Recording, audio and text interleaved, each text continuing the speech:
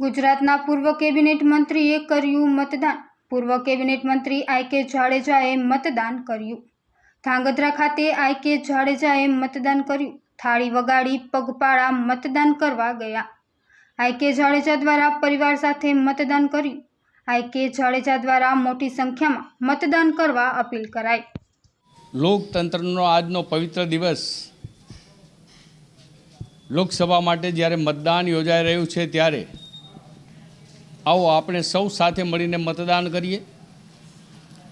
વિકસિત ભારત માટે દેશના વડાપ્રધાન માનનીય નરેન્દ્રભાઈ મોદી અથાગ પરિશ્રમ કરી રહ્યા છે ત્યારે આપણે આપણા વોટની કિંમત સમજીએ અને આપણા મત થકી વિકસિત ભારતના નિર્માણના કાર્યમાં સહયોગી બનીએ।